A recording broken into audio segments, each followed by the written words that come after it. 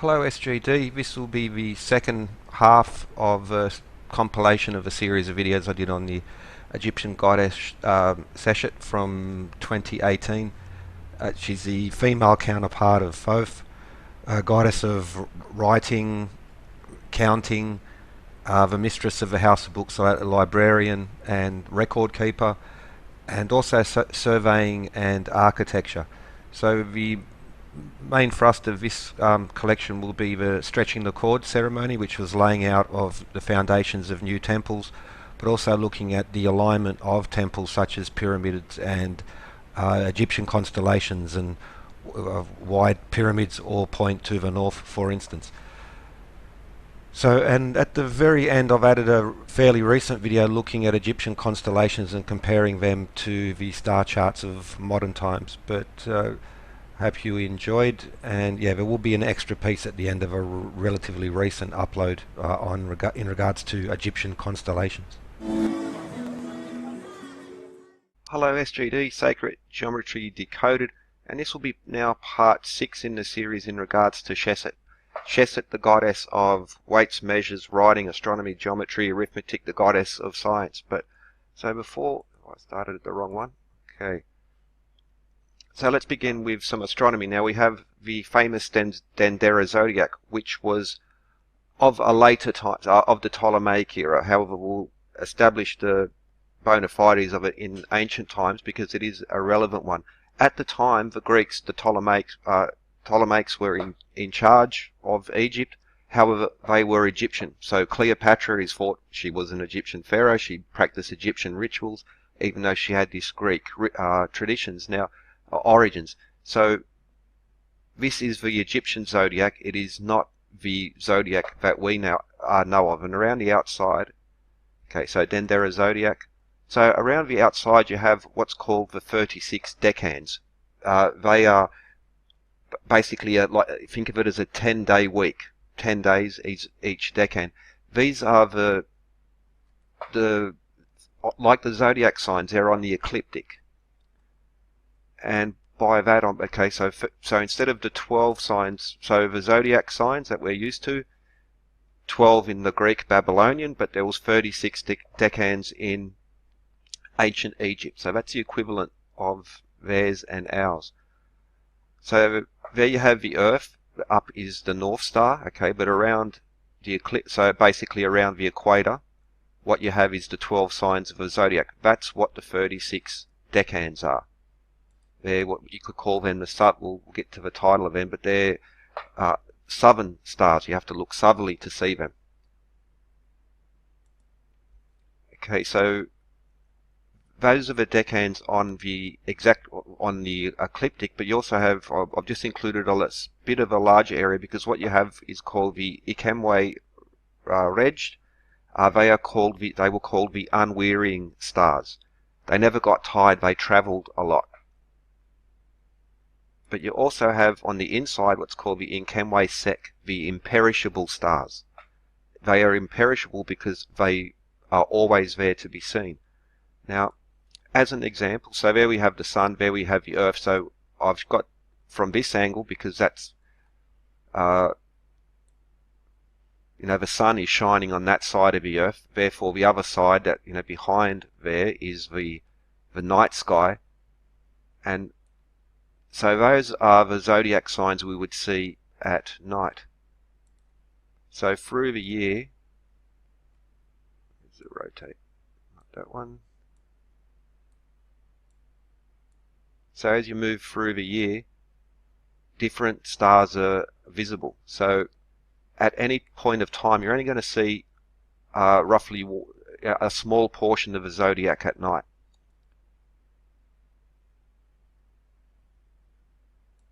And so, for instance, you'll only get, so on the night side of the Earth, you're only going to see, so the 12 signs of the zodiac at any one time of the year, only roughly a quarter or a third of them, I forget exactly the exact number, are visible. They are on the ecliptic. So Scorpio, Libra, Virgo, Leo, etc. Which brings us back to Taurus and Gemini. There we see Taurus, there we see Gemini, and there we see Orion and Sirius. Now, this is not exactly the scale, but these stars are unwearying stars. They're on the ecliptic, which means we only see Orion for a small part of the year. So just to get it, yeah. Now, those are the unwearying stars. However, you have what's called the imperishable stars, which are the North Stars. They are always visible every day of the year. They are the immortal, the indestructibles, also called the imperishable stars.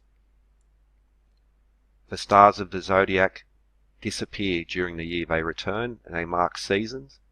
However, so does the turning of the North Stars. They achieve the same thing. So the angle of the arms of Draco, or Ursa Minor, Ursa Major, now that's Polaris, that's the current North Star. This circle defines where the North Star moves over the 25,920 year cycle. So when you hear about precession, you'll usually hear about the precession of the equinoxes, which works on the same time scale, but the axial precession, where the North Star moves, is just as relevant, and in many ways more relevant, because they're always visible. These are essentially superior in that way. So that's precession can be measured through the movement of the North Stars, or you could do it with the equinoxes and etc. But yes, North Star, the imperishable stars.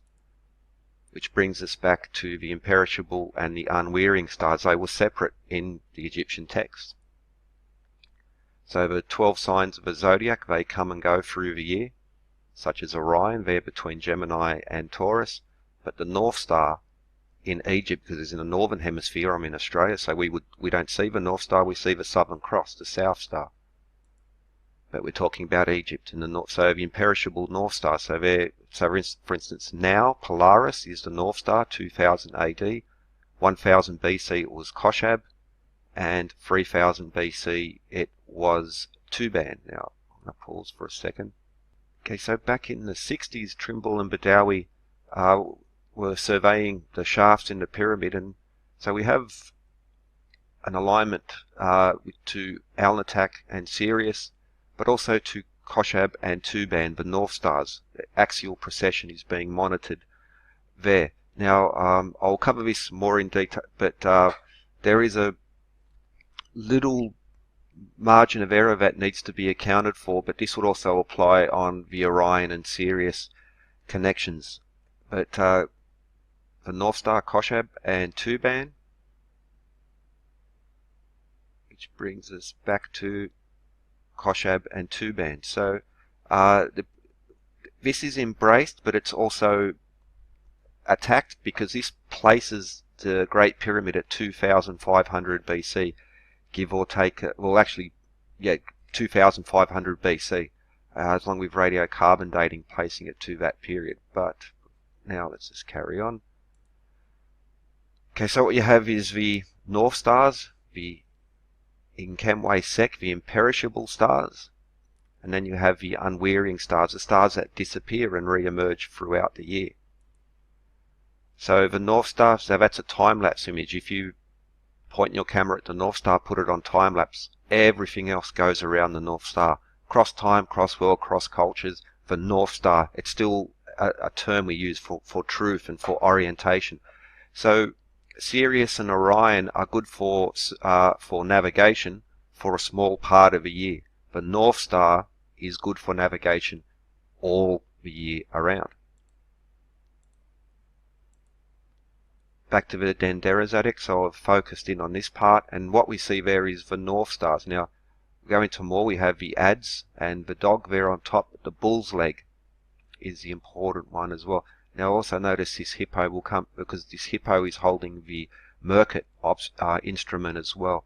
But that's the North Star, the North Stars, because over time it moves. Currently it's Polaris. Back in Egyptian times it was a different star. But there we see the Bull's Foreleg, which is called Meskhetyu. Slightly different pronunciations, but they all begin Meskhet.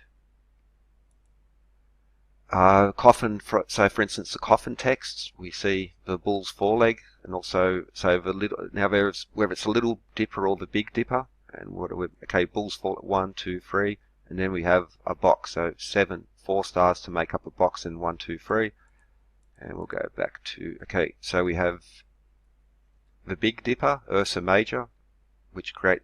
We also have Ursa Minor, 1, 2, 3, 4. The box 1, 2, 3. 7 stars on top, which makes the bull's leg. 1, 2, 3, and then we see 1, 2, 3, 4. Now in the lid, Meskhetyu and Pet Mehetet. Meskhetyu in the northern sky. It's like literally written on in these texts. Tomb of Seti. So we see now it's a bit okay. The bull, the lion, the hippopotamus, which is better instruments, but he's holding the plumb line, or the Merkit, which was an astronomical symbol, very important. A surveying tool. So what we see is the Imperishable Stars in Tomb of Seti I, which was after, but so Dendera Zodiac is a Ptolemaic period, 100 to 300 BC, but the coffin text, we have the same reference going back to the intermediate period, 2000 BC. Tomb of Seti in the New Kingdom,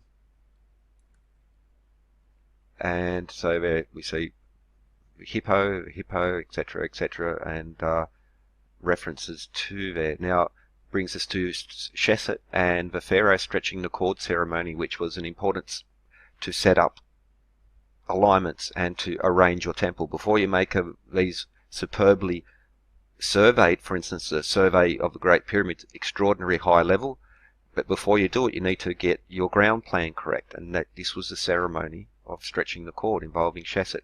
We see it back to the Old Kingdom, Meskhetyu, and so that this tradition carried through. We also have it mentioned in the Palomo stone, but also the pyramid texts of Unas is going to be an important feature in there. The Palomo stone, which lists these Seshat and the stretching the cord ceremonies. Unas was the last of these, and he was the first to write down the pyramid texts. For instance, the Palomo stone, stretching the cord ceremony, great door of a temple, Seshat, symbol of Seshat, Meskhetyu. It's also listed, but it's also this picture of it was found. Now this is from the Edfu text, or the Ptolemaic era, but they write down the ceremony. Links in the description, lots of links. But the king departs from his palace. He arrives at the site of a new temple. The king and the goddess Seshat stretch a cord around 2 poles and define the temple access. This operation is called Pej Shes, stretching the cord. The king digs a foundation trench down to the water table. The king molds 4 bricks for each of the 4 corners of the temple. The king pours sand in the foundation trench, thus providing a compact surface to begin construction. The king places a number of stone or metal plaques at the 4 corners of the temple. The king moves into place the first of the stone blocks. The cornerstone ceremony is still essential tradition to this day, especially for cathedrals, major public buildings, etc. Did a whole series on cornerstones. Now the king purifies the temple by throwing natron, a type of salt, all around the building, and king presents the temple to the god.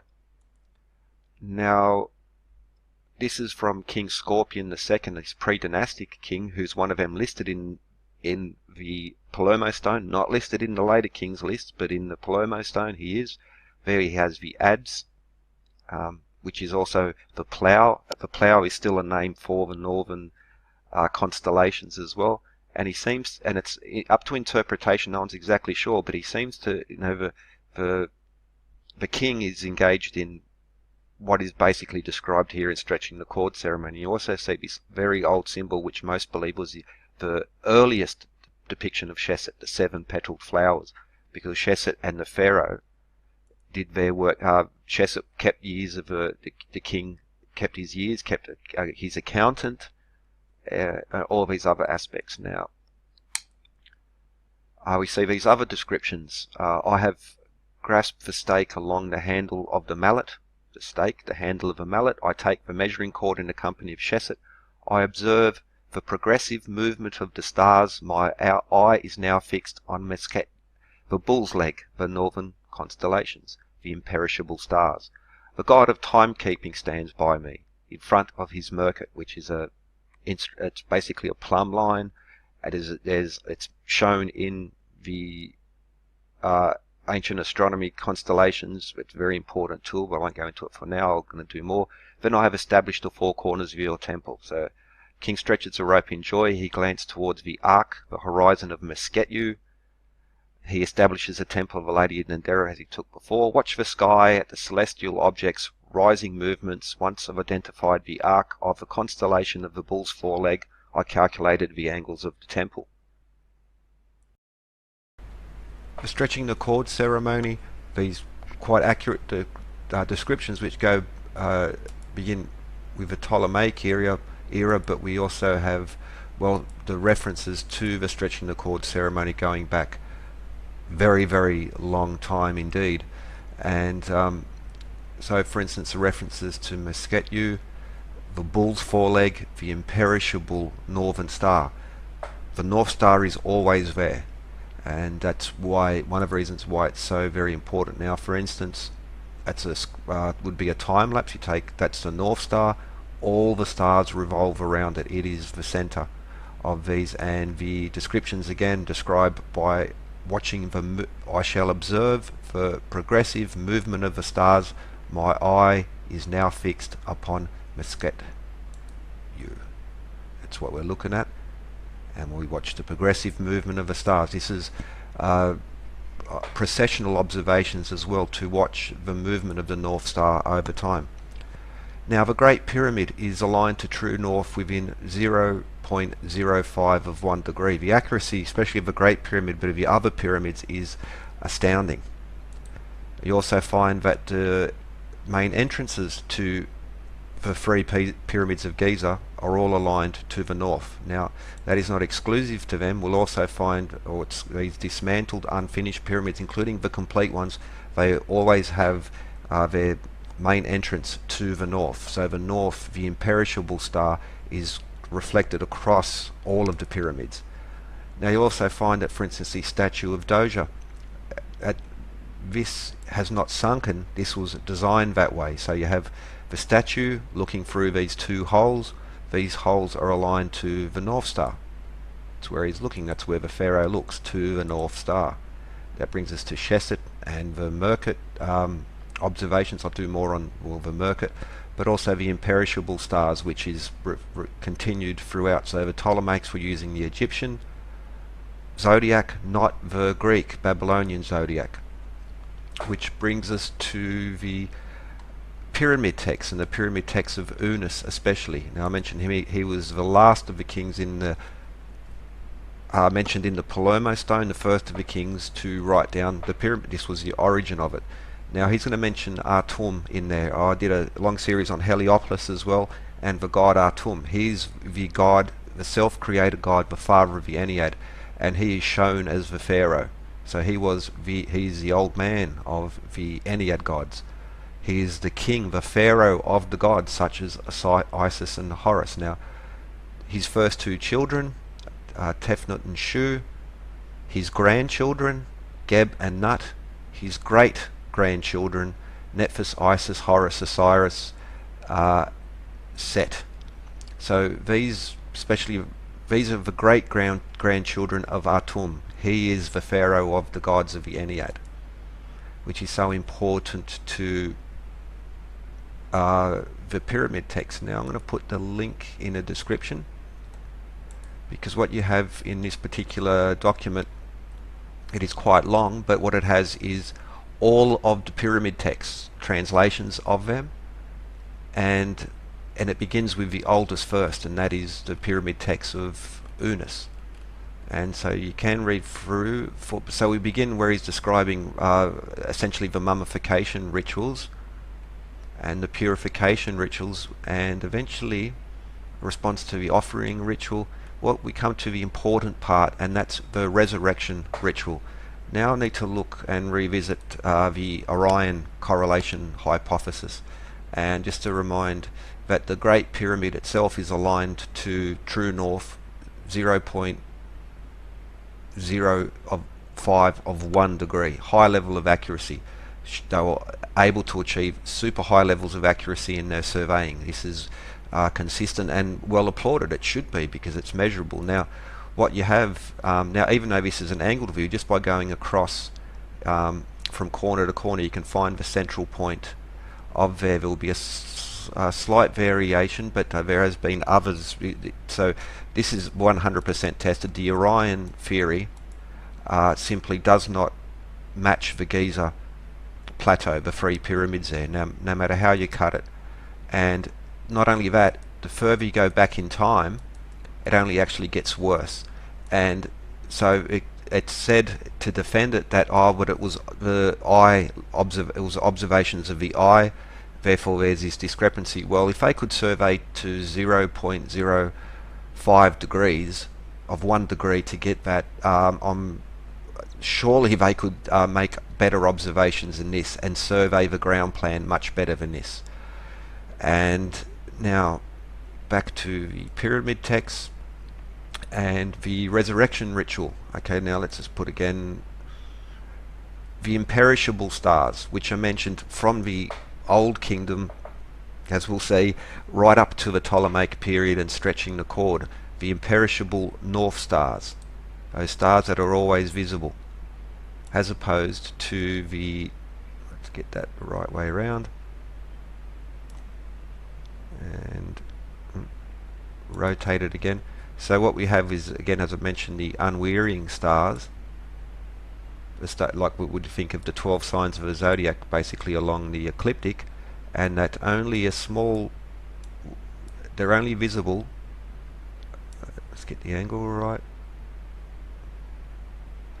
So essentially you can only see Orion or Sirius for a portion of the year.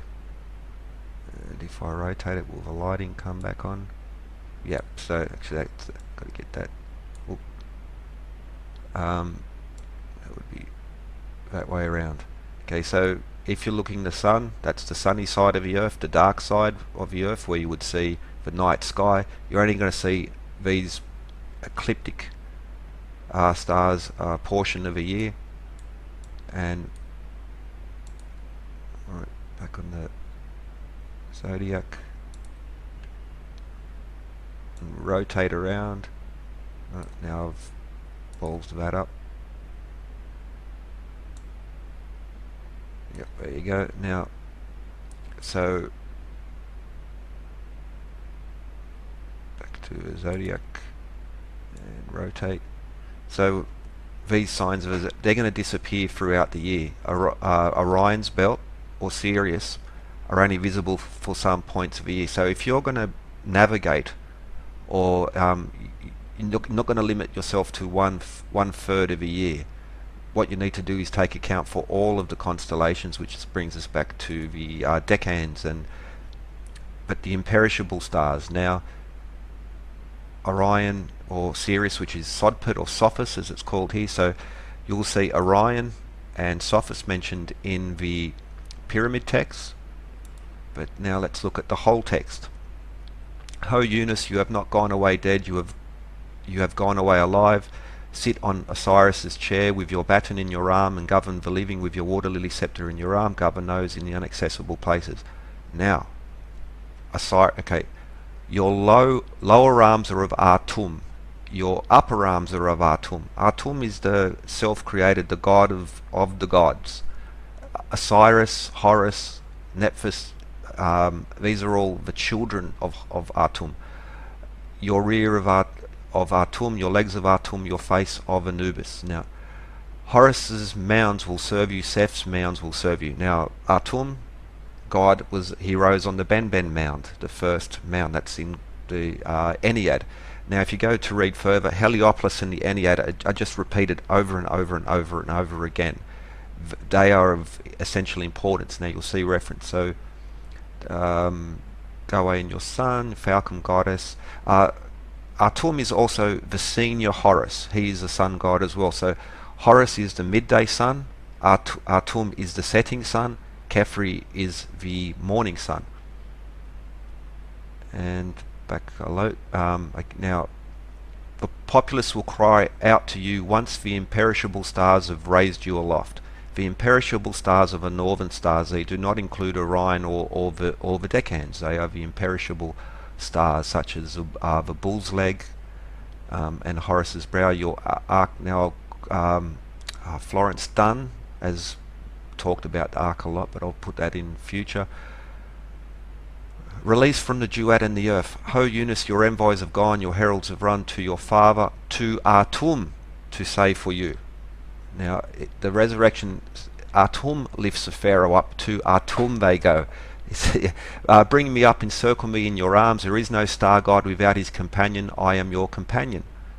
Eunice, the king, when he rises up, he rises to Atum and the imperishable stars. See me, for you have seen the forms of the progeny who know their spells, the children. Okay, the imperishable stars, and see me in the two of the place, that is Horus and Set. May you spit on Horus's face for him and remove the injury against him.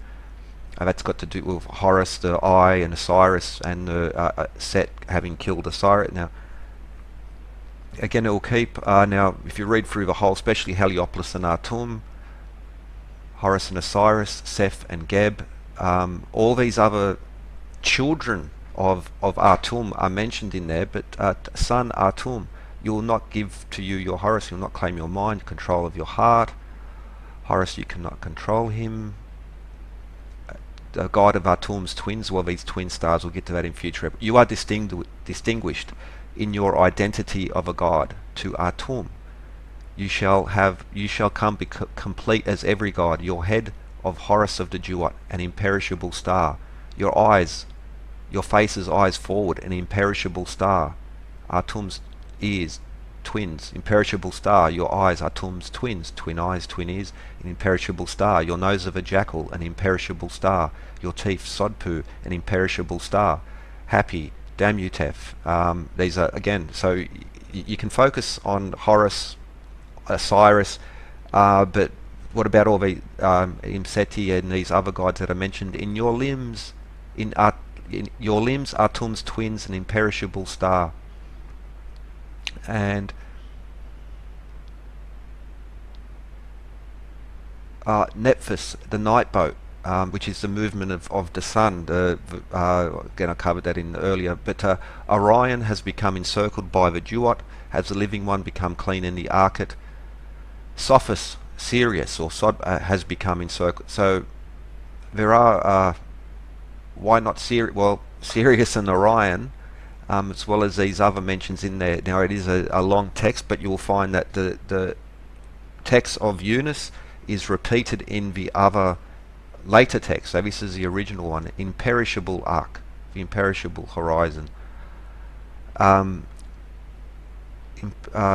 Eunice, and we'll go on for Heliopolis. It goes through all the gods: Osiris, Ennead's fledgling, Geb, Ennead's fledgling, imperishable, and the imperishable stars. They're all aligned to the north. Okay, now what for more than that? Let's put that this way: the Dendera Zodiac, we already said, the Decans and the unwearying stars, which disappear throughout the year. However, the North Star, the imperishable stars, are there all the time in Kemwe Sek.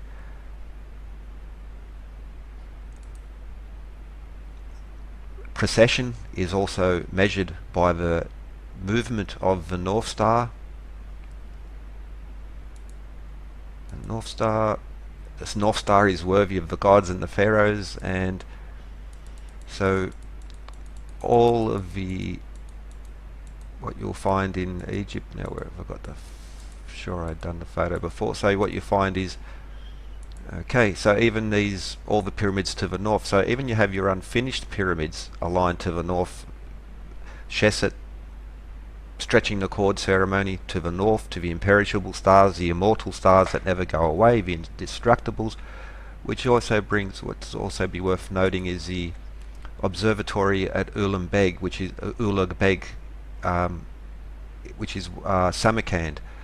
Now, if you go onto Google Earth, you'll also find that that is aligned to the north, and you'll find similar ancient observatories using a similar theme, and they're aligned to the north for important reasons, which is very which is very reminiscent of all these channels, these tunnels, these ramps of these so-called unfinished pyramids are all aligned to the north, to the imperishable stars, and it is now this is with a simple wooden structure and a plumb line and a gauge, you could establish something very similar to these observatories here, and of course the text and the architecture all put this to the North Stars, including the pyramid text of Unas. Okay, so the Orion theory, no matter how you cut it, these stars do not match, and by best available modern observations we find that the slow movement of the stars over the centuries and millennia actually shows that the Orion correlation hypothesis actually only gets worse the further you go back in time.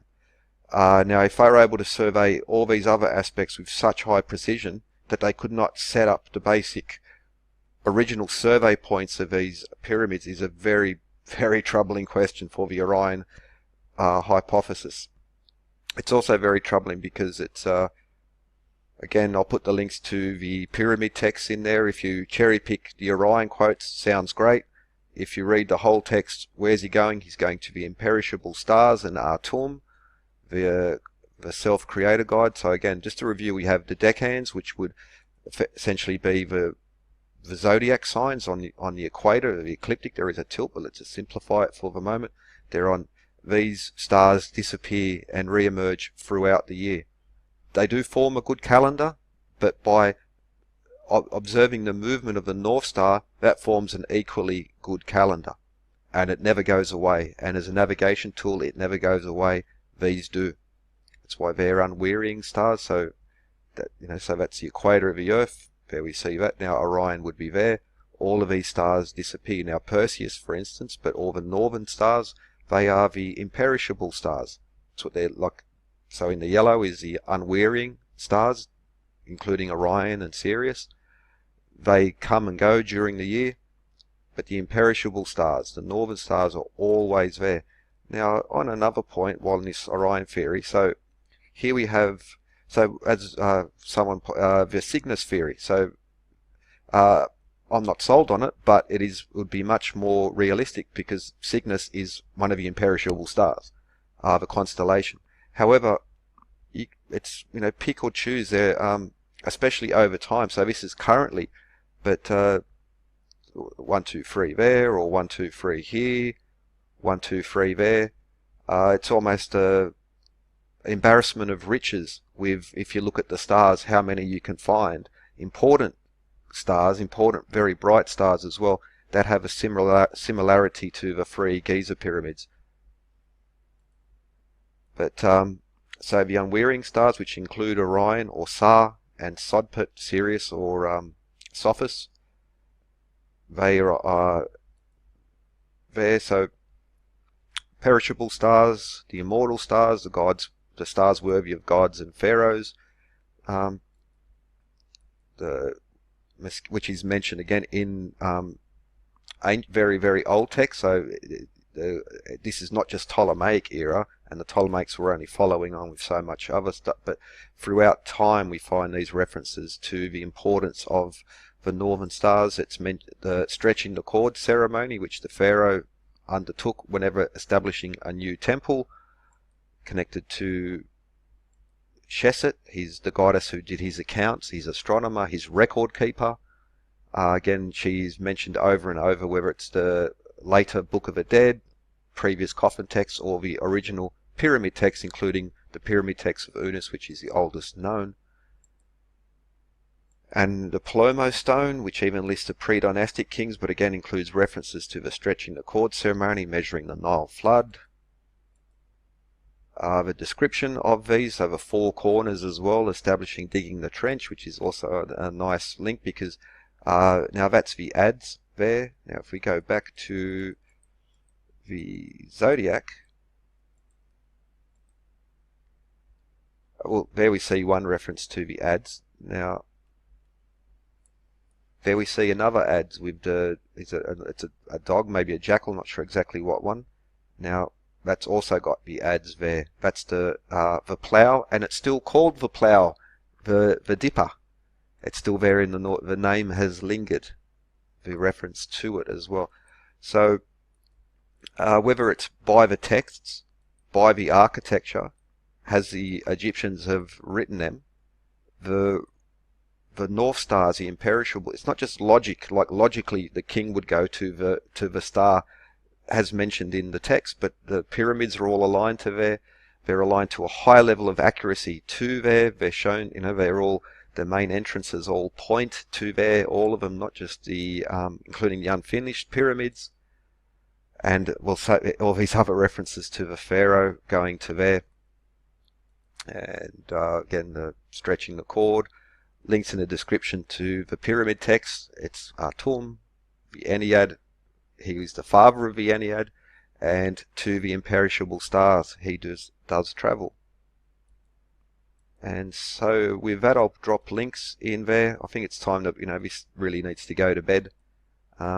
This because it's the architecture, the texts, the Orient and logic itself would put the Northern Star as the divine, the most important, the one that never goes away. It's for navigating everything. It's a calendar, so everything you can do with the unwearying stars, the Zodiac, let's just call them, or the Decans, you can do the same calendar with the North Star, and she's always there. And it's the star of Atum, and again, it's in the pyramid text.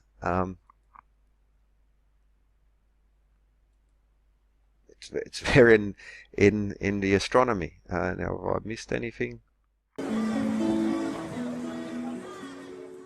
Hello SGD, Sacred Geometry Decoded. This will be part 10 in the Seshat series, and we'll look at some aspects in regards to alignments, archaeoastronomy, as it's astronomy in the ancient time. I'm going to put some more links, but this is a very interesting one, a new investigation of a symbol of the ancient Egyptian goddess Seshat by Dujan Magdalene. And so let's begin. Seshat, New Kingdom symbol. So in the later period, she's shown Seshat, goddess of astronomy, geometry, weights and measures, science in general, and writing, scribes, record keeping, primary sanctuary in Heliopolis, the main place of astronomy, record keeping in ancient Egypt, as described by ancient Egyptians. But this is her the later version of her symbol. Here we see an Old Kingdom variety where this is the later, this is the earlier, and we'll be looking at the aspects connected here. Previous episodes, the Stretching the Cord ceremony, so from the latest period of Egypt back to the earliest, we have the Stretching the Cord, which has to do with the alignment of temples, buildings, etc. Seshat has, unlike Thoth, Seshat participates with the pharaoh and is much more connected. Now, Sashit Symbolism, connected to weights, measures, scribes, record keeping, again back to Kasimkawe, Old Kingdom. Mentioned in the pyramid text, the oldest surviving text, including the Palomo stone, Stretching the Cord, Seshat, Heliopolis, the Ennead, and the original mound. And again, Stretching the Cord ceremony, so all this was covered in previous episodes. We see the old symbol of Seshat. The Stretching the Cord ceremony, for instance, the pharaoh cutting the trenches, establishing the four corners, using either stone or metal plaques through there. You can pause to read it. I went through the last one, but okay, also a foundation trench down to the water table. Interesting possible connections also to the King Scorpion, these pre-dynastic kings. In the Stretching the Cord ceremony, I have grasped the stake with the handle of a mallet. I have grasped the stake with the handle of a mallet. I take the measuring cord in the company of Seshat. Seshat, I observe the progressive movement of the stars. My eye is now fixed on Meskhetyu, which is the foreleg of a bull, northern constellations. The god of timekeeping stands by me in front of his merkhet. The merkhet was essentially a stick with a plumb line hanging off it, which could be used as a very accurate timekeeping tool at night. During the day they had sundials. During the night you would use a merkhet. And because at night you use a merkhet because you're observing the stars. So during the day, not very good time to observe the stars, of course. Then I have established the four corners of your temple. The other variations on it are constellations of Bull's Foreleg, Meskhetyu, orientating to the north, and these other later references, earlier depictions to this. So we have the northern constellations, the imperishable northern stars, Meskhetyu, the Bull's Foreleg, Sashat, goddess connected to astronomy, surveying, builders, architecture, but she of 7 points. And again we see the later to the oldest period of Sashat there, and we'll be looking at this. Now I'm going to put these links in the description. Where are we? Okay, so this one, but this one will be the main focus. This is by Dujan Magdalene. The links will be in the description. Okay, while waiting for that to upload, I'll put a few other interesting ones in regards to orientation and finding true north and the various methods that could have been used. And what's interesting is these types of methods were used by pre-industrial societies such as in ancient India right up until essentially the current day. Where I know there's one more hiding here. Hopefully I didn't close it. And using, well, an obelisk, for instance, using a shadow of an obelisk and drawing a circle, you can find north, east, west, and south. The Vastashastru and other elements of this. Actually, a few different ways to do it, but again, with some very lovely, very simple geometry and some very easy. It's difficult to get to that point of understanding them, but once you do, it's easy to. They've been reconstructed, and so, for instance, using a stake or a mallet, a stake in the ground, and these. So this is basically. So using an obelisk. This is one of the phenomenon that the Vastashastru and Indians are still been using, and pre-industrial times. Fantastic buildings, and are able to do that with these very, very simple tools to find north, east, west, and south, which also have religious aspects as well, astronomical aspects, ancient sundials. So these links will be in there. But okay, Dujan Magdalene and his look into the symbol and of Sashat and her known connections, and looking at explanations based on existing ancient techniques, pre-industrial, pre-Western techniques to find north.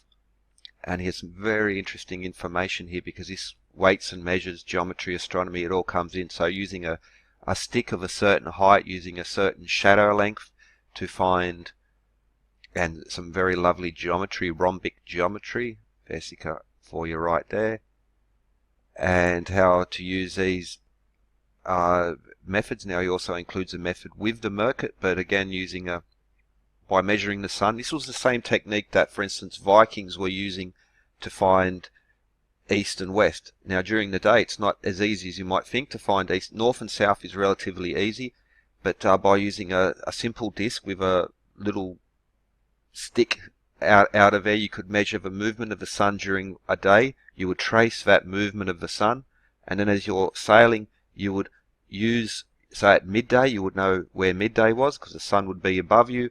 You would keep manipulating this stick until the shadow cast by the sun would touch the curve that you had already drawn. Therefore you can find north, east, west, or east and west especially, which is difficult without a compass. Now in this he talks about these different methods, and there we have this very interesting astronomy connections. And for instance, this is the one that's most interesting. Now so there are multiple methods to use. So for instance, the merkhet, the plumb line, these were known to the Egyptians and pre-industrial civilizations, have been using these throughout. So without a time machine, we'll never know exactly how it can be done, but with the instruments that were known to have been in use, as well as this practice across other cultures as well, right up until, and in some cases still being used in traditional architecture, temple design. Okay, so the symbol of Seshat, and using this sighting tool, which is an interesting consideration, and using, of course, the North Star and the just like it says in the Stretching the Cord ceremony. I look at Meskhetyu, I look at the Northern Star, and I observe it through the night timekeeping, because this will revolve in the night, and it's a good way of keeping time. People were using this as a timekeeping device up until wristwatches come along, and you would know and you would observe throughout the night. So you could sundial during the day, a Merkit and the constellations at night, not just for direction but also for time. So Mizar, Tuban, Koshab and Tuban, these were the North Stars previously. At the moment it's Polaris, Precession. The North Star moves in this 25,920 year cycle, and you might notice that 1, 2, 3 has a interesting connection to many sites across the world. But this symbol of Seshat, she of 7 points. She of 7 points. Now, this is an interesting one, because if we use an agnomen, a shadow, to cast a shadow, we can then already find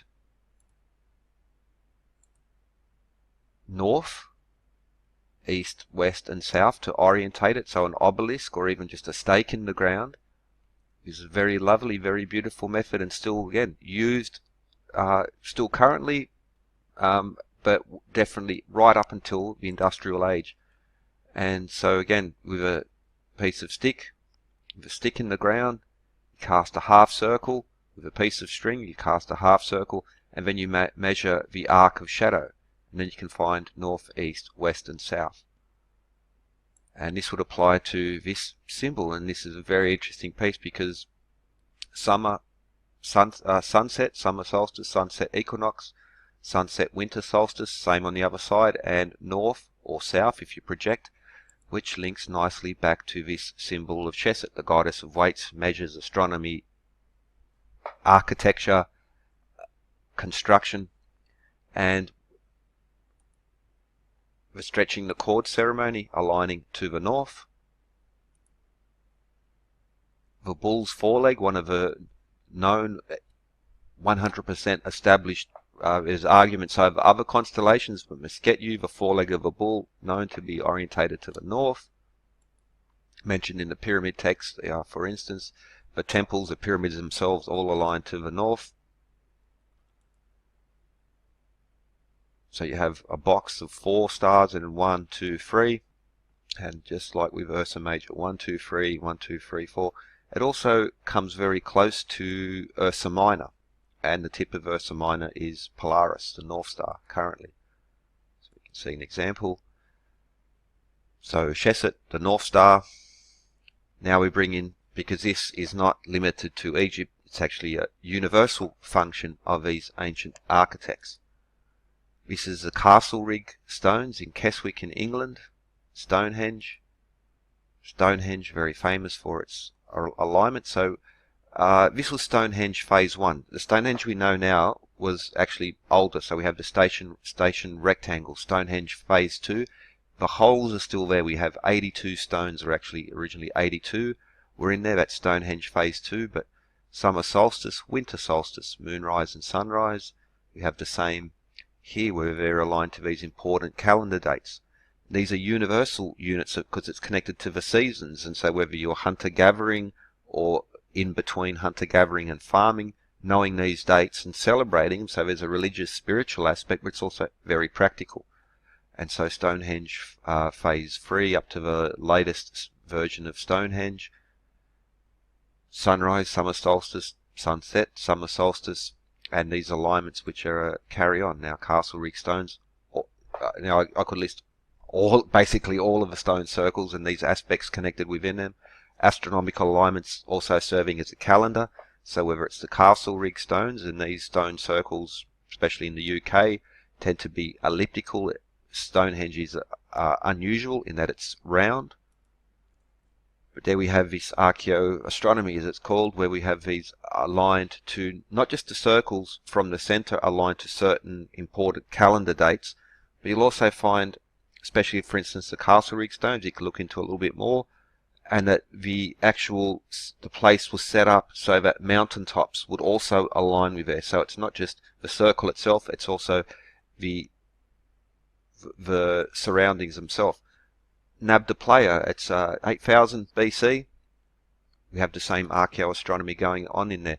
Now it's almost as old as Göbekli Tepe. We have Wurdi here in Australia, which is aligned to midsummer, midwinter, and the equinoxes. This is a constant across there. Now I'm going to put a couple other links, and the astronomy of Nabda Playa, but here's an interesting one from Stanford, where we have, whether it's Newgrange, the medicine wheel in Canada, and essentially across the world, across time.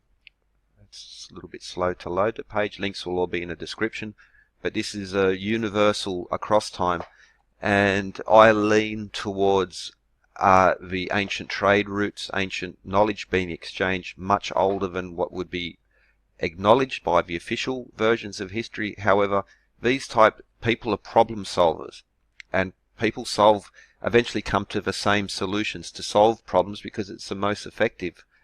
And what you will find, so there is suggestion that this was also transmitted, but it's also very possible, that for instance Wurdi here in Australia, that these are built into the nature itself. These links will be in the description. Archaeoastronomy, not just Stonehenge, castle rig stones, but yeah, Nabda Playa. I don't think they even include Wurdi here in Australia. All these links, because it has to do with, and beginning with north alignments. Hello SGD, Sacred Geometry Decoded. This will be part 2 in this little micro series, bit of a detour from where I'm working at the moment, but it is connected. So it has to do a lot with archaeoastronomy, but also how the architecture also relates to the symbolism, especially the afterlife and the pyramid text, and specifically the opening of the mouth ceremony. In part 5 of this recent series, for instance, I mentioned Elephantine, and towards the end of that episode, I'll put the link in the description, I went through some of the papers, especially by the teams that have been led by Juan Belmonte, and looking at the ancient Egyptian temples from Lower Egypt, Upper Egypt, and into the Sudan, as well as oases and desert regions. And he did quite a wide study of these and was looking at their alignments, specifically to solstice, equinox, and also to Sirius and Canopus, the brightest stars in the sky. What I touched on but didn't go into was the importance of the Big Dipper, which is in the Ursa Major, the Big Bear constellation, which is one of the oldest verified Egyptian constellations. Is the Big Bear. It's essentially pointing to the North Star. We still use the Big Dipper to find the North Star, and so there's part of a paper, and so there's a constellation, the Big Bear and the Big Dipper, and how that relates. So you can just see how that constellation connects to Meskhetyu. We'll also get to this particular collection of glyphs as well. But this ever so important constellation, the Big Dipper, or cluster within the constellation, and it's still essential to us now. It's to find the North Star. Finding east-west is much more difficult now. You could use the equinoxes, but you have only 2 times a year to do that. But every night the North Stars are there. They're the immortal for navigation, for temple alignments. Once you find north, you can then find north, south, east, west very easily, and the North Stars are always there. This will also relate back to Seshat and the Stretching the Cord ceremony, the emblem of Seshat. So this is from the Palermo stones, and we also have references to the Stretching the Cord ceremony, the foundation ceremony of creating a temple, where the actual alignments and the floor plan is created even before construction begins. The survey of a temple and to find the alignment is the crucial step in this, and the Stretching the Cord ceremony goes back very, very long time, including Kemwe, as we'll see here. So this is from Temple of Edfu. We see Stretching the Cord there. It's hard to find a temple which doesn't have a similar image to this Stretching the Cord, but also the oldest. So we have written the stories of it, but we also have the imagery. So this is a Ptolemaic era, but going back to very, very early in recorded Egyptian history. This is from Dorjam in Hierakonpolis and Kemwe, and we see again the Stretching the Cord ceremony. So a cord, there are two stakes are hammered into the ground, wrapped by a cord, and that finds the alignment of the temple. And the first step, so now it has to do with north. So as a general, with a very few exceptions, actually probably no real exceptions, but all pyramids are aligned to the north. So the three main pyramids, famous ones, all their entrances are on the north side. This is essentially a constant. Now there are a couple of exceptions, we'll get to those, but the importance of aligning to the north and how you would do that, and that's because, well, it relates to Stretching the Cord ceremony. So I have grasped the stake with the handle of the mallet. So here the goddess Seshat, which is the goddess geometry, astronomy, arithmetic, all things scholarly, and she would assist the pharaoh in this important ceremony of finding the alignments of a new temple. Stretching the cord, I have grasped the stake with the handle of the mallet. I take the measuring cord in the company of Seshat. She's just like Thoth. She's the female counterpart of Thoth. The cord was 100 Egyptian raw cubits. In this series, Unlocking the Giza Plateau, I've been looking how important this particular measurement is and how it relates to not just the Giza pyramids and their larger plan, but also to all these other places as well. So then I observe the progressive movements of stars. So this is if you take a time lapse, point your camera towards the north, you'll see how each night the stars will all spin around the North Star. So the North Star is the immovable, unmoving star. It sits there and all the stars move around it. So the progressive movement of the stars. My eye is now fixed upon Meskhet or Meskhetyu, this important constellation. The god of timekeeping stands by me in front of his Merkit. Now we'll get to that as well. Then I have established the four corners of your temple. So this is the crucial, vital step in any temple alignment, and therefore the archaeoastronomy, and it literally says the connections to Meskhetyu. We can also clearly shown in the architecture across Egypt as well. Now, what is Meskhetyu? It's the bull's foreleg. It's actually connected to Set. So Set killed Osiris. These pieces were put into a coffin and they were floated down the Nile. As one story goes, they floated to Byblos in current-day Lebanon. There Isis and Horus found them, brought it back, and resurrected Osiris, who, the king represents Osiris. So a northern alignment. So for instance, at the Step Pyramid, there is this what they call the Serdab, and there we have this strangely angled box, but inside the box we have two holes, and they're looking out and they're pointed to north. This is a constant. And so for instance, not just for instance the Pyramid of Neferefre, one of these unfinished or dismantled pyramids, depends on your interpretation of that. Now there were pyramids were dismantled, reused. Temples would be dismantled and reused during Egyptian times as well as in the Ptolemaic and Roman era as well. For instance, Amenemhotep, the Romans dismantled what was left of the pyramid. It was already pretty much gone by that time, but reusing of stones, just again is a sort of constant throughout this period. For instance, Akhenaten, all traces of him were wiped out, and there were other temples as well. It wasn't not just a later period. It seems to have been something that went throughout most of Egyptian history, at least. But it is aligned to the north.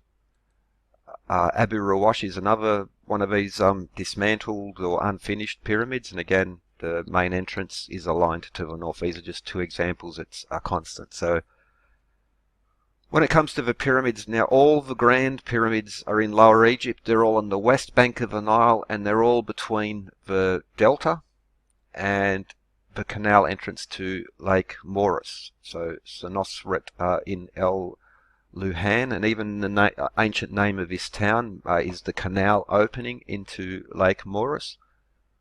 And so basically from there up to Abu Rawash, pretty much the most northerly pyramid. All the grand pyramids of Egypt are in this position. And since they're on the west bank of the Nile, the pyramids are linked to the setting sun rather to the rising sun. And this is an important aspect, especially in regards to Akhet and that symbolism there. There are some large pyramids in northern Sudan or Nubia, so the El Kuru and the Nuri pyramids. But when it comes to the Egyptian pyramids, they're all located there between the canal opening to Lake Moeris and the beginnings of the Nile Delta. And interesting, so in part 2 of the series Unlocking the Plateau, I looked at one of these papers, and so the original Giza, the pyramids, the Sphinx, and Kent Kawe's tomb / pyramid were all actually natural features, and they were expanded upon. So the pyramids of Khufu and Khafre, as they're called, were actually on a natural mound to begin with. Now Abu Rawash is the same thing, where there's still a natural mound, a natural hill from which the pyramid began construction, and Senusret II, the most southerly of these pyramids, although it's still got some of these mud brick around it, but that, once if you were to strip a bit of that away, that is still a natural hill.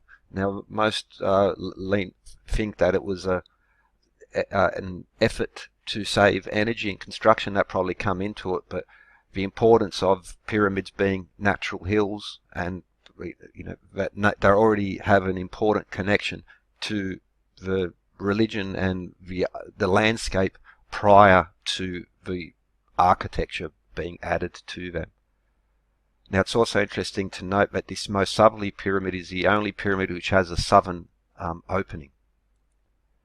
So all pyramids have their opening to the north, with very few exceptions. So the pyramid of Amenemhat, the opening was to the east. However, it was such a bad state of construction, maybe there was a northern opening that could have been lost, but there was an opening to the east. The Bent pyramid has a northern opening, but there's also a shaft that leads off to the west, but still it's northerly.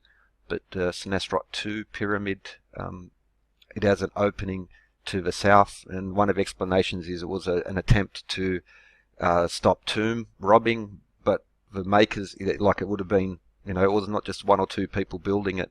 I think that's probably got, being the most southerly pyramid, that it's the only one with that opens to the south. I think there'd be something to consider in there as well, but who's to say without the text at this moment. But when we come back to Meskhetyu, stretching the cord ceremony, and Meskhetyu being the Big Dipper, the north, the stars which point us to the north. So the emblem of Seshat, there's connections. So the god of timekeeping stands by me in front of his Merkhet. Well, this is a Merkhet. This can also be used as a sundial. For instance, temple of Seti I, in his tomb, there is a description of how to make a sundial, which looks like a Merkhet, but a Merkhet can also be used to measure time by night. So by both in the day, you lay it down and you orientate it properly. You can make a sun clock, sundial, but also a star clock by night as well. And also this emblem of Seshat relating to this instrument called the Merkhet, where we use a plumb line, and when we use a sighting tool, and then we can also find north. Now this image is I'll put this link in the description as well, by Belmonte, Juan Belmonte, looking at it. So this is the Big Dipper. Now we would follow these two stars to the pole star, the North Star currently. In the past you would use those as your sighting tool. And in regards to the Merkhet as well, and the use of the plumb line, so this instrument here, where we just have a stake with a slit as a sighting tool, and then we use a plumb line to find, because it's going to be straight. Very simple, but the simplicity of a plumb line is also what makes it such an effective, powerful tool in surveying.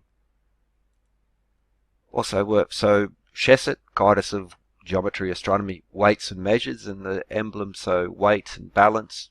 Now, she was also the scribe. Now that post there in the middle of the scales is also, it's the scribe's tool as well. And also we have the measurer of the hour. There we can see a Merkhet. Now seat or throne, and then an instrument for measuring. So a Merkhet, plumb line hanging off this instrument to measure the hour, and we also have an instrument for measuring, and again just a plumb line hanging off a rod, as we see here.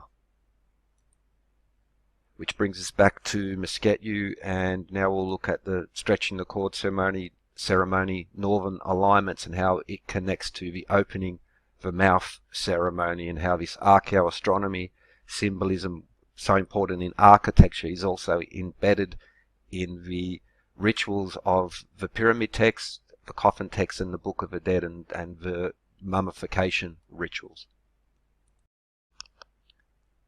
So the opening the mouth ritual, or the opening the mouth ceremony, and how it connects to the resurrection of Osiris.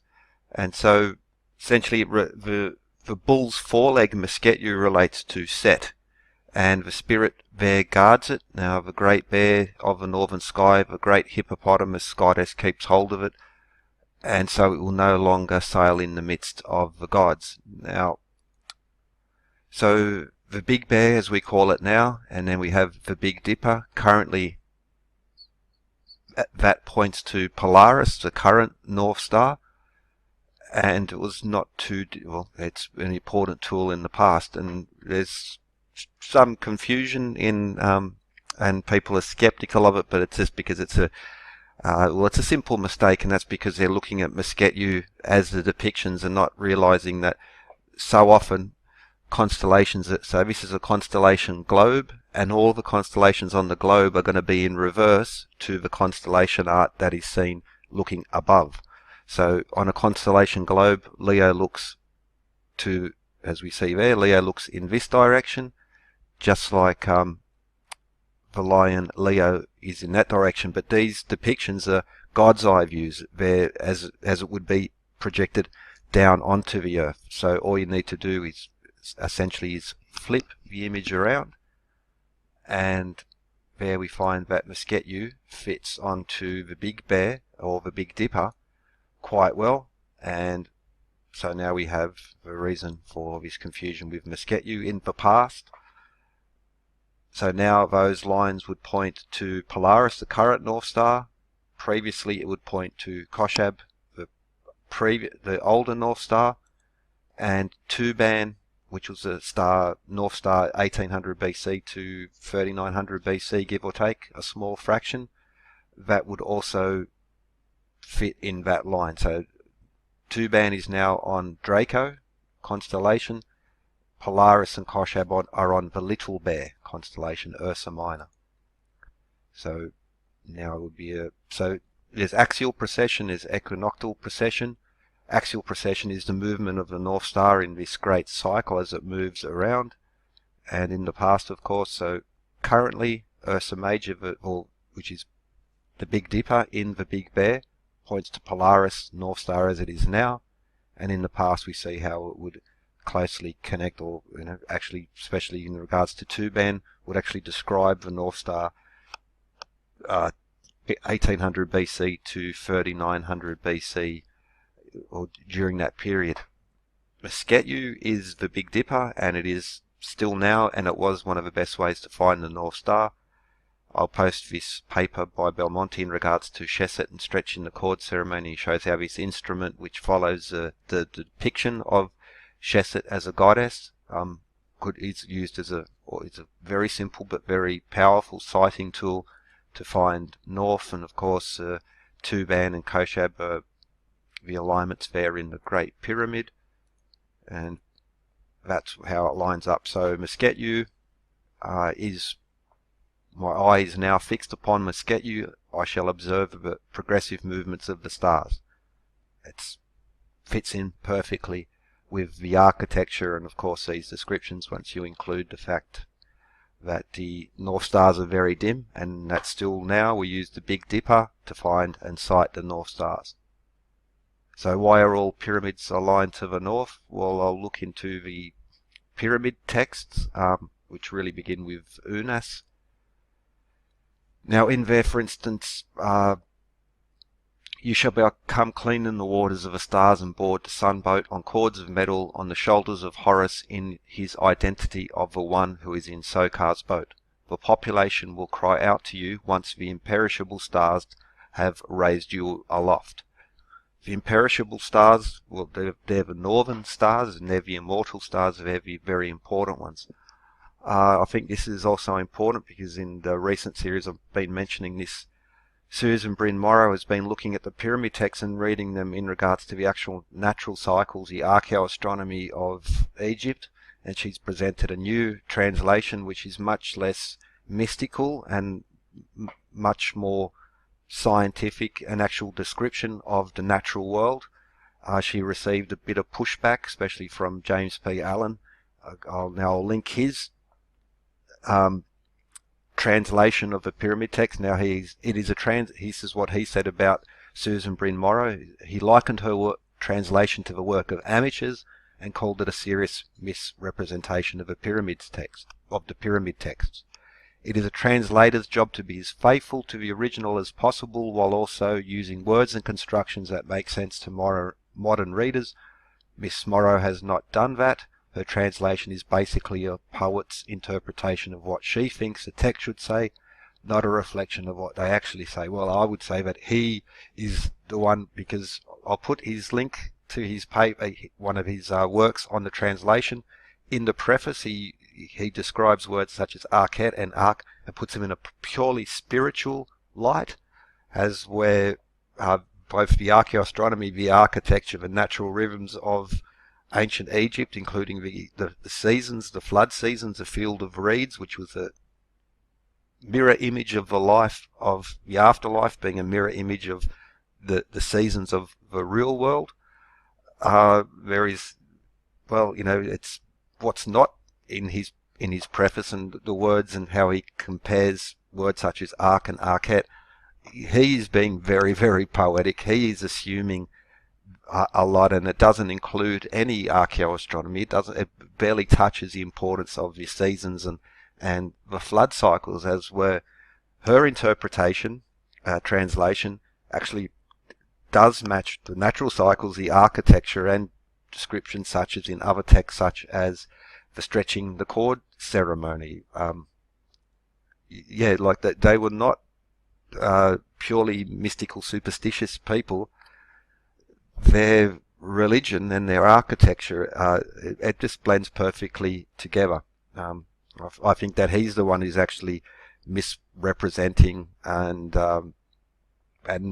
well, the lack of any archaeoastronomy, the lack of the comparison of the architecture to the descriptions in the pyramid text, I think speak quite strongly against him and speak quite strongly against her. For her proposition in regards to reading the pyramid text as a description of the natural world. And of course that's just really just backed up by the architecture. More and more work into the archaeoastronomy has established this. Now, in the translation, what is repeated very, very often is for instance, the imperishable star. Imperishable star, imperishable star, imperishable star. Orion and Sothis, or Orion and Sirius, are mentioned, but when it comes to the destination and the importance of Atum, when in the first part of this I spoke about Atum as the creator god of the Ennead. Well, what are the imperishable stars? And well, the imperishable stars are the immortal stars that are visible all year round. They are the North Stars. So in the Stretching the Cord, my eye is fixed on Meskhetyu, the North Star. That's how we find our alignments. You can use the equinox, but the North Star is there every night. They are the imperishable, the immortal stars. This is the Decans and Zodiac. This is from the Ptolemaic era, so a lot more's crept into there. We basically have the 12 signs of the modern Babylonian Greek zodiac in there. But in the center we have the imperishable stars. Now the Egyptians divided the stars into two main groups, the imperishable stars and then the unwearying stars, the stars that did not get tired, such as Orion, Sirius, or the stars of constellations such as Taurus, etc. They're moving all the time, not just through the night but throughout the year. The 12 signs of the zodiac are not visible all year round. They come and they go. They're always on the move. But the imperishable stars are immortal. The North Star is always there. And that's what we see depicted in there. So these are the imperishable stars, and on this illustration we get a better view of them. But we have the hippopotamus and the bull's foreleg, as well as the adze. So the adze is the actual northern star, the North Pole, and Meskhetyu, the bull's foreleg, which is guarded by the hippopotamus, points to those, and that's still used in navigation now. So this is from another depiction of a tomb, and this here we see Meskhetyu and the 7 stars connected therein, the bull's foreleg, related to the Osiris resurrection story. This lady next to it, that represents to suspend, to stretch out the sky, and Ak again, which I'll link James P. Allen's description of there. He always puts, he criticizes Bryn Morrow, but it's pure religion in his translations, absolutely pure. But again, archaeoastronomy studies the texts themselves, the architecture.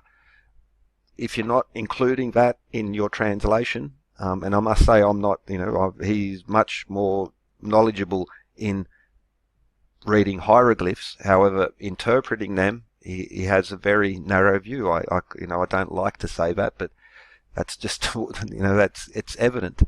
So we'll see it in other tombs and depictions. So, for instance, this one we see the 36 decans. So there were 10 weeks, 10 day week. 10 times 36 is 360, plus the 5-day intercalary period. But also the division into 24. But what we have, these older Egyptian depictions don't put them in a circle the way we would be more familiar with to look at constellation charts. They did theirs a little bit differently. But if we close in, again now we see the crocodile on the back of the hippopotamus with the blade which guards the bull's foreleg, which is Meskhetyu, the North Star.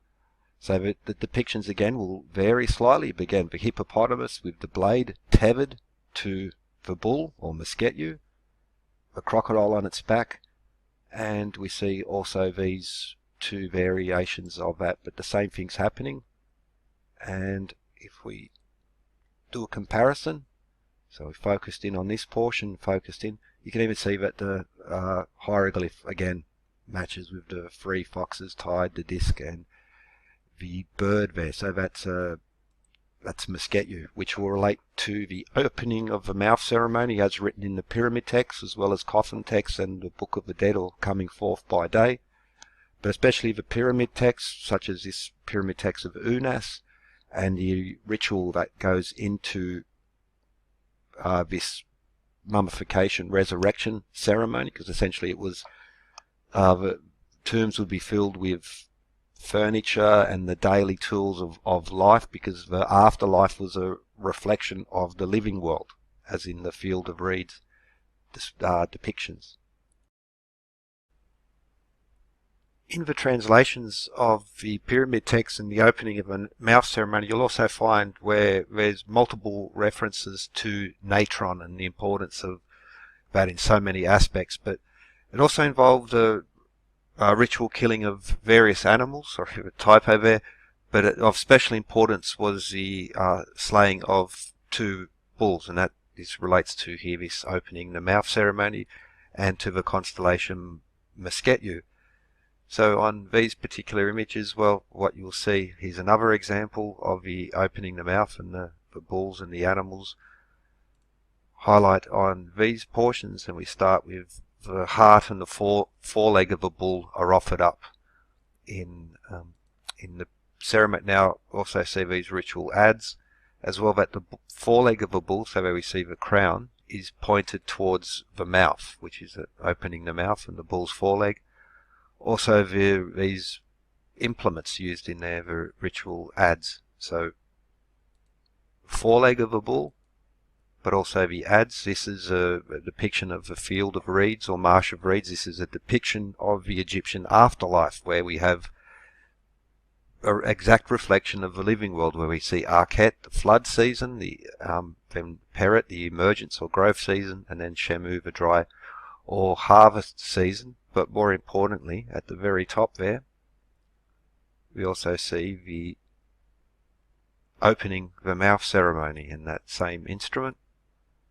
And there we see how it applies. This was one found, I believe it was at the mortuary temple of Hatshepsut. There are older ones where again we see the bull's foreleg, that this was so important in the mummification process and the rituals involved therein. And what it is, it's the Big Dipper. It's the constellation Meskhetyu, which points to the North Star. The instrument itself, again, the bull's foreleg. People might think it's like a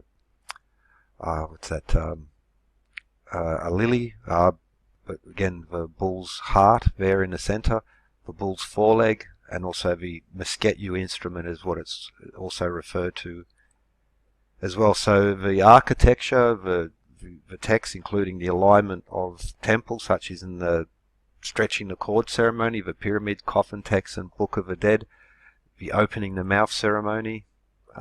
Seshat, even in the Book of the Dead, is the one who opens the door for you in the afterworld. This is a part of a sphinx found in Israel. Most likely it came from Heliopolis because of the inscription.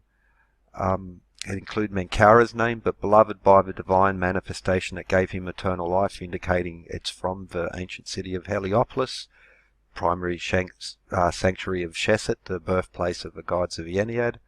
But also on the inscriptions, you'll see this is the back pillar from the temple of Luxor, and there we see that portion. Well, it's the same. But also there we have Meskhetyu. That's another depiction of the constellation Mesket, or Meskhetyu, the Great Bear, pointing to the northern stars. And just above it as well, we see the actual implement once again, which matches the bull's foreleg. And why are all these pyramids, all these temples, all the connections to the North Star? Well, it's the immortal stars, the imperishable stars. It's where Atum, the father of the Ennead, reigns. And so what you're actually seeing in these depictions is, again, there is astronomical connections via the architecture and the text itself, which sort of brings us back to that Susan Bryn Morrow versus James P. Allen. Now, was it a religion with science, or was it purely just a religion? Well, I think it's a great disservice to the Egyptians, because they were clearly very, very, very intelligent people to be able to build the temples and the pyramids, and the natural seasons and the astronomy connected to them, and the observations which are found in all these other texts all point back to this. And there is I think it's just more and more the study of the astronomy and these texts and looking at them. Perhaps I'm wrong, but I think James P. Allen, although very learned in his particular area, is probably not very knowledgeable in the astronomy, and that's probably one of the reasons why so often it's overlooked, because those who are great at reading the hieroglyphs, more power and great to them. Thank you for the work that they do. However, they've been institutionalized in a sense, and also because they tend to be from the humanities and tend to have a certain idea, a worldview that they want to state. They want to see these things in a certain context, and rather than Susan Bryn Mawr, who's looking at them in a multidisciplined concept. And I think, well, that's the way we need to go and need to examine these things. And again, these symbols, which is essentially missing from all of the major translations of the pyramid text, coffin text, and Book of the Dead. Well, this is, personally for me, it's evident. The architecture, the texts, and the astronomy, and the increased number of studies into these things are just again pointing to this. And so Meskhetyu, opening the mouth ceremony, the alignment of all these temples to the North Star, just the practical importance of the North Star, the descriptions such as Stretchingthe Cord and the Timekeeper and the Meskhetyu and the progressive movement of the stars. I think it's a translator's job to translate, not to translate to make it understandable to the modern audience, because then you're going to exclude this astronomical information, and then you're going to put it in a purely religious sense. And so from the earliest records to the later records, such as the Dendera Zodiac, the hippopotamus tethered to the Meskhetyu, the North Star, the ads and those same things, it's all there. And so I'll link this article. I'll drop the full PDF of the translations of the pyramid text by James P. Allen, and I think the important point is to read through the preface, not the text as well, but read through the preface and see what is not mentioned in there. It is just repeated in a very purely religious, magical spell sense, and it's the absence of archaeoastronomy, references to the importance of the seasons, especially the flood season, the silence is deafening in that sense. And even the interpretations of words such as ark and arket, if you compare it to Budge or the Gardner hieroglyph dictionaries as well, you see that to be blunt, he is very, very biased to one side, and the amount that is missing in the traditional interpretations, I think, is a grave mistake. I think, in his own words, it is a serious misrepresentation of the pyramid text not to have this multidiscipline approach. The pyramids were not just piled up. The other temples show extraordinary levels of engineering and science, and of course the importance of the stars and the heavens in these texts as well. Well, I think it's there to be read. It's just revisited. It's evident in the architecture. And more and more studies of scholarly articles, revision of these older texts compared to new information, more multidisciplined information, is going to eventually peel this older version back. So clearly they had a religion, religious aspects, but it was based on science versus this pure religious, purely superstitious, magical spell interpretation. Well, yeah, okay, not much more to be said on that. Meskhetyu, SGD, you can visit this PayPal account if you want to contribute to the channel. But once you start to understand the astronomy, the architecture of there, and then look at these symbols and how it connects to other texts, especially Stretchingthe Cord and pyramid alignments, the opening of the mouth ritual as well as the larger pyramid text as well, have quite a bit of tangible, measurable, testable information in there, and that just seems to be missing from the more general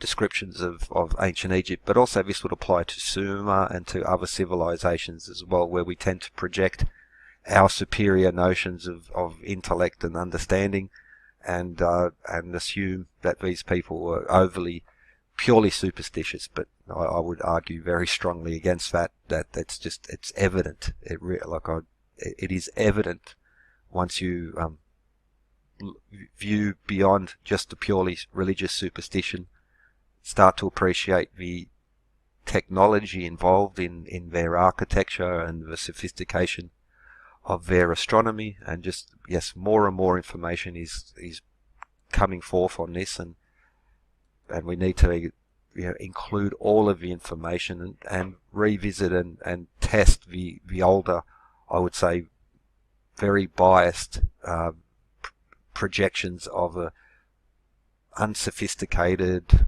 peoples, as opposed to our modern viewpoints of thinking we're at the end of it all.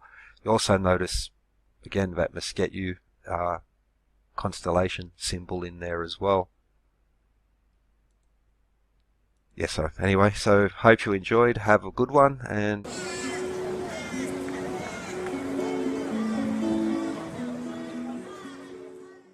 hello SGD, looking at Egyptian constellations and some interesting references to, well, Seshat and Thoth, but the art of timekeeping. Very ancient Egyptian sundials, they also divided their day into 12 hours and the night into 12 hours. And you can see these are from the coffin texts of Senenmut, and the division of, well, into 24 sections. So even as there are other earlier coffin texts as well, exist sundials that have been found a division of 12 hours and 12 days, which I find very interesting in regards to weights and measures and so forth, which is intricately related to observation, measuring the heavens and the constellations, using that as a timekeeping device. Now, for instance, I've done some videos on this in the past, especially in regards to, like, for instance, pyramids and temples and their northern orientation to the North Star. Now what you see is these palm fronds, these sort of like F-looking sign. You'll see it here again. And these are it's a reference again to Seshat, the palm frond, the measuring, the counting device, and timekeeping. And you'll see it here as well. So that's the reference to New Year, where we have the Arket, the sun rising, so marking the Egyptian New Year, which was the flood on the solstice. And that's even with in regards to pyramid orientations and the causeway orientations and the pyramid. Done a lot on that in the past, but also this reference to timekeeping, I think it's very interesting in regards to the weights and measures, divisions of days into hours, minutes, seconds, which goes back then to very ancient times. The Egyptians, the Babylonians were in contact. There are no smoking gun documents, but the point of this is the Egyptian constellations, and this particular reference is a nice one, but there are older ones, and we'll touch on those. But what we have here is a star chart, constellation chart, and we'll go more in a second. But the crocodile on the hippo, the lion.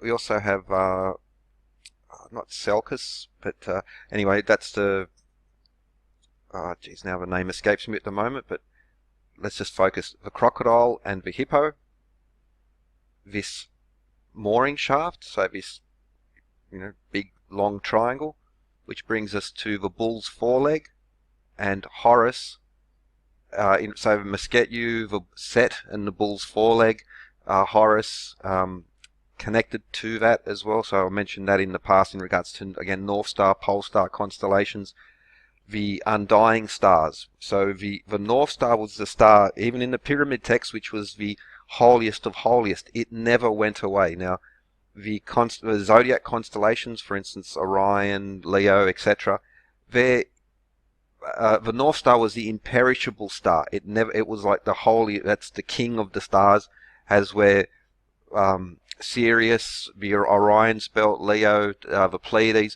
they were the perishable stars. They came and they went. So they were important, but even again, the pyramid texts say we're going to the north. They would rise through what's translated as Orion, but the goal, the orientation was the North Star. But I'll put some links to earlier videos in the description, because the North Star it's always there, it does not move. All the lesser stars, including Orion's belt, travel around that, and sometimes they're not visible for parts of a year, but all of the time the North Star is always there. But we actually have a nice little constellation chart there. So this is Stellarium, and I have the Egyptian constellations here. Now, for instance, you'll see Sa or Sahu, the lion, the mooring post, the hippopotamus and the crocodile. And I'll put links to the papers to the people who have published on this. But this is a bit messy because all the stars are, the view is there. So this is the same view, and it's just simplified so we don't have as many stars cluttering it up. We have Horus, the lion, the bull's foreleg, which again, the bear constellation, the little bear, points to the North Star. So that's the North Star there in it. Now Polaris is very dim, but everything's pointing to the North Star in that. All these lines are pointing there. Hippopotamus, crocodile, the prow, we'll have a look at that as well. But that's just the cleaned up version. So now this is the Greek Babylonian constellation, the Western constellation we have now. So you see things like Theseus, Scorpio, Sagittarius, Hercules, Perseus, Taurus, Orion. So there's Orion, Gemini, Cancer, and Leo the lion. That's the same view again. Now we just get all those stars in the way. Now we also have, again, Orion and Canis Major and Sirius, or the dog star, the brightest star in the sky. So there's all the modern constellations that again, they're quite old, but most of the 88 constellations we have now are relatively new. The Ptolemaic, there are only 48 constellations. So, for instance, like Telescopium is a modern constellation in that sense. But so again, just all the Western constellations. So all these views I'm showing, it's just exactly the same angle, just with, there's the Egyptian constellations, tidied up a bit. There's all the bright stars, so you see Orion's belt, for instance, and Sirius. Now, where are we going? Okay, now let's begin. So, Leo the lion, you have Leo, but you also have Leo minor. So if we go up there we see Leo and Leo minor. So that's the standard constellation art we have now. There's Leo. You can overlay that, so just to put that in perspective.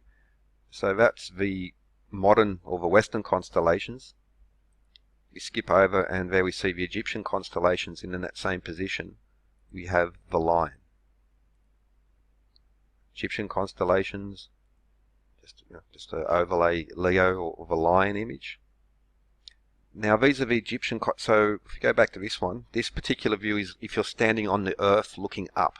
Now even constellation art, you'll find pictures of Leo facing one way. So that's what Leo looks like on the earth looking up into the heavens. But there are other versions of all constellation art tends to be, there's two different, there's orthographic, which is looking down on the constellation. So, you have to imagine you're way out in space looking at the constellations as they would be projected down onto the earth. This particular view is looking from the earth up. Now, this is an orthographic view, I think that's the term. These are the Egyptian constellations as they would appear projected down onto the earth. So everything gets reversed. So Leo's facing that way. This is from the earth looking up. But if we go to this view, Leo is now facing the other way.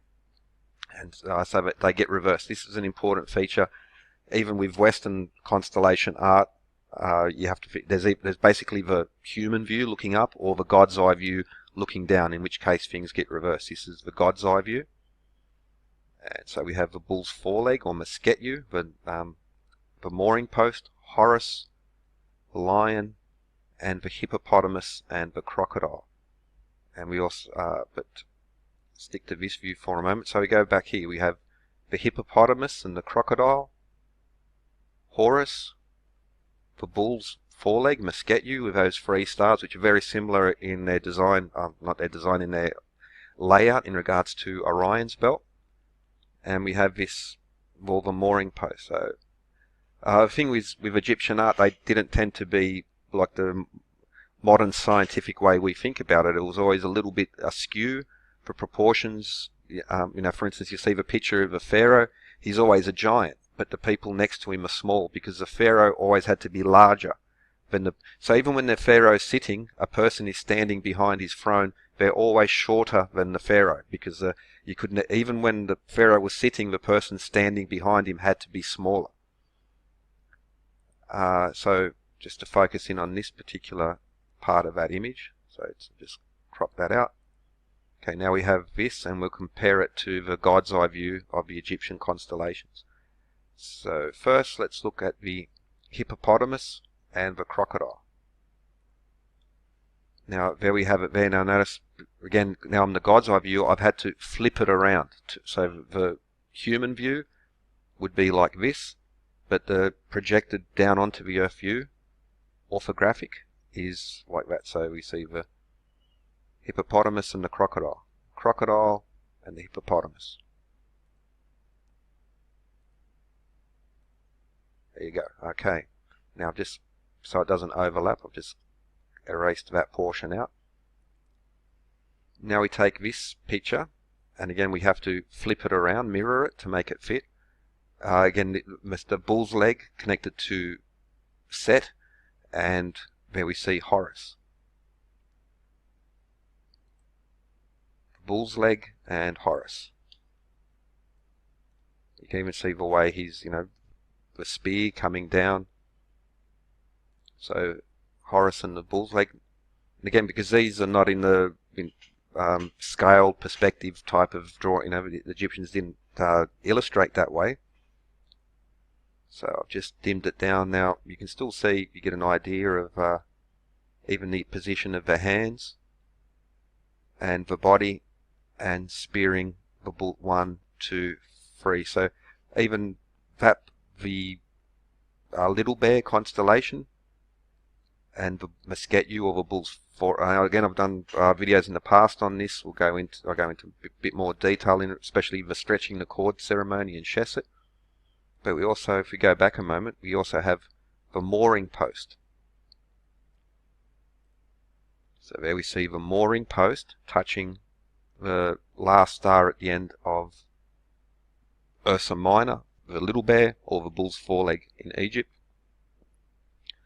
So even though it's not 100% to scale, this picture can be translated into these constellations. So we just fade it out. So Horus, the Bull's Foreleg, the mooring post, the crocodile, the hippopotamus, and these the hippo as well. The legend of the Bull's Foreleg and Set and so forth. But if you just change it a little bit, you can see how it fits a little bit better with the position of the hands. Now it's not the, but again we see Horus constellation, Bull's Foreleg, or Meskhetyu, the North Star, which will go to the pyramid orientations, and even the shafts in the Great Pyramid, which would bring them to a very particular date around 2500 BC, because they point to Orion's belt and to Sopdet or Sirius, the consort.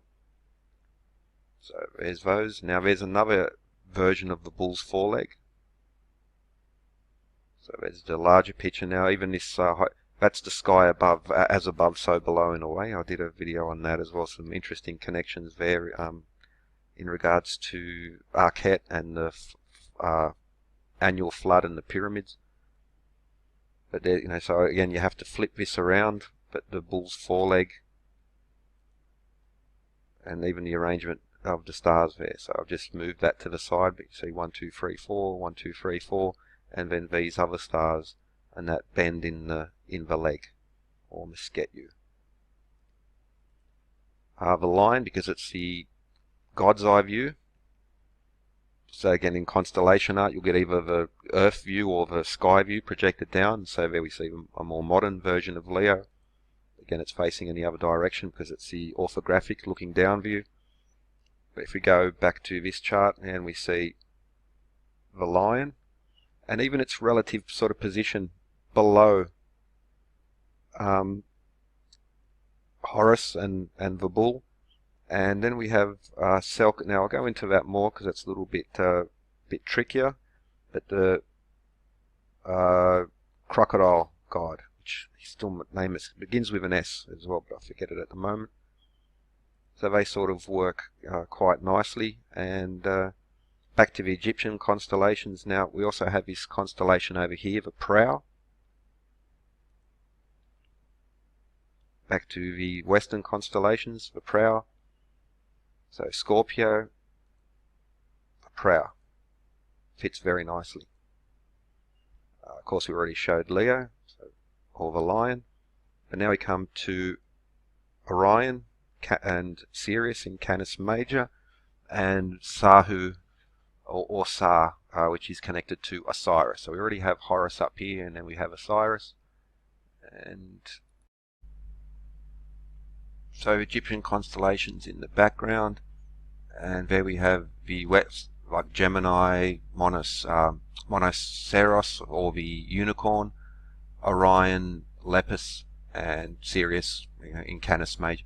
So these are the modern Western, let's just call them Greek Babylonian, and later on constellations. And there is a tendency to project our, whether it's to see modern technology, and that type of stuff onto the Egyptians. And but if we look close, so what I've done, so you can see again it's just there faded out, but I've kept Sirius and the 3 stars of Orion's belt, and then we come, so Sirius and the 3 stars of Orion's belt, and there we see Sa, or Sahu. Now for instance, the pyramid of Sahu Re, or Kaf Re, or Menkar Re, which is a common naming title to attach yourself to Re, or Ra, the god. But there we have the Egyptian constellations, and so Sa, or Sahu, which is connected to Osiris. So again, in the pyramid texts, they speak, again, the pyramids are all pointing to the north, so they're all going to the North Star. But in that journey, as it is mentioned in the pyramid text, they do go to, now the pyramid text will say Orion very often, but the Egyptian constellation of Sa, or Sahu, Osiris as well. So again, that, Osiris going through to eventually to the imperishable, the northern stars, unlike Orion, which is of the perishable, the sometimes there, sometimes not, the moving stars. But now what's happened is you'll often see this type of image. For instance, the 3 pyramids in Orion. Well, I'm not from that's something else, but it's to translate those 3 stars, because we have Orion's belt now, that therefore Orion is there. Now for instance, Orion and the 3 stars of Orion's belt, they roughly point to Sirius, the brightest star, Sopdet, which is the consort of Osiris, or Sahu, and they roughly point. But here's another image of Sa, and again we see him wearing the crown of Upper Egypt, and there we have the unified crown. So we have with that little curly thing, that's Lower and Upper Egypt. Here we have Sa with the crown of Upper Egypt, and there Sa and the crown matching there. So rather than Orion's belt, it's these 3 stars would point to the headband, let's call it, or the line of the crown.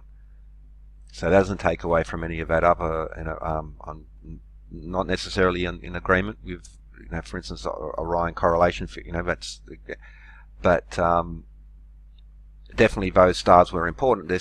Whether it was Sirius or the 3 stars of Orion, very important to every culture across the world, because they're so bright and so visible, and that's why a lot of these, the major constellations for instance, Antares in Scorpio. It's a very bright red star. Antares is the rival of Mars because it's often confused with Mars because it's red. That's up in Scorpio, which is now covered there. But yeah, and again, so SAR, to get this image to fit that one, what we have to do is mirror it. So go into the, again, the God's Eye view, and again the solar boat, the journey from the pyramid, Osiris, through Orion or SAR, eventually to the North Star. But to get it to fit, we need to flip it around, and it must make it a little bit, well, I didn't do it transparent, but yeah, so you see he's carrying the, what's the name? The Ankh is life, and this rod, which I can't remember the name, is the symbol of power. But yeah, he's got, again, SAR, he has the rod, and the raised hand, just like here. And then we have going over to Sahu, Osiris, but the consort being Sopdet or Sirius, which is connected to Isis. So Osiris, the star of Isis, Sirius, and there are those constellations. So Horus, the lion, the prow, which is neat because of the brightness of Scorpio, and the crocodile, the hippopotamus, and so forth. So rather rough one, but just these are from Stellarium, and I'll try to remember to post some links in regards to the study of this and why such imagery such as this is so important, because again, stars, timekeeping, even the symbols themselves, again the curved palm frond connected to Sashit, and goddess of weights, measures, mathematics, etc., who's the female equivalent of Thoth, the god of science, architecture, and so forth. Sashit's the mistress of the architects, and yeah, so you have a reasonable, accurate constellation chart happening here, as well as these references to the hours and the timekeeping and the divisions. Also, for instance, the 36 decans as well. So yeah, Egyptian constellations.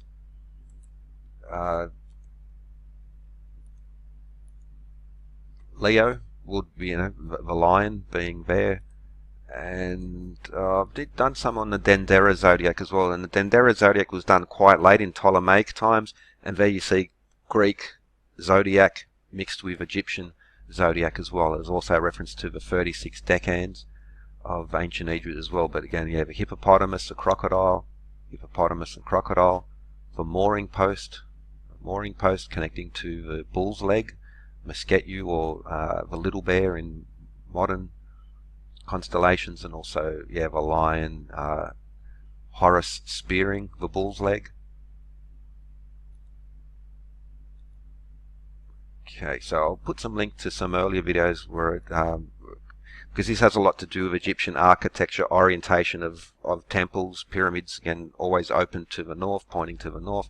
Even the Great Pyramid, the shaft pointing to the north side, would have aligned to Sirius and to Orion at the time that the carbon dating and luminescence testing which is around about 2500 BC, which matches, for instance, Manetho. So these texts of Egyptian history which come from Manetho, which are used in regards to the time before, the same text which sort of tries to push it back they also very clearly, the Egyptians of that told us it was Khufu, Khafre, Menkaure who built those pyramids. So the same legends that are used to say it's Zep-Tepi, the same text which also will name Khafre, Menkaure, Khufu, and Khufu, Cheops as the builders of the three Giza pyramids too. So it's important to keep that in mind, because it's, if you sort of as this thing, listen to the legends of the people who were there. Well, if we do that in Egyptian case, well, that sort of pretty much solidifies who and when the date is. but that's not really, that's not even here or there to me, because that's for other people to study. I'm way out of my depth in that. But yeah, if you look at the texts, the hieroglyphs and so forth, not just the images I'm showing here, there is quite a bit. Each thing backs onto the other, and it's it's a bit of a meme trope. The Egyptologists and the academics. Shameful. It's a shame that the same text which you use to promote one thing will also go to. Anyway, I'm rambling now. I'm staying on the Egyptian constellations, and rather than project the Western ones on there, well, both the academics, but also based on the written and the imagery, and also which confirms the stars and the orientations, so forth themselves. It's a pretty strong case. Alright, so that's it. Egyptian constellations, just a rough one. This was, I forget the, pardon me, I had a comment in regards to this, and I was going to, rather than write it in a reply to a comment, maybe other people, again, would be interested in it. Sorry, I forget your channel. Anyway, there's the Egyptian constellation, links to some related videos and the papers, so forth, where this comes from. And this one, I was just looking at it, and then I realised the mooring post and stuff. I'm sure that the papers notice this connection between the mooring post, the tip of the bull, and so forth. So I'm definitely not taking credit for it, but it's when you look at it, pay attention to, again, these earlier papers and so forth. It's pretty obvious the way that these connections work. Anyway, SGD, have a good one. Cheers.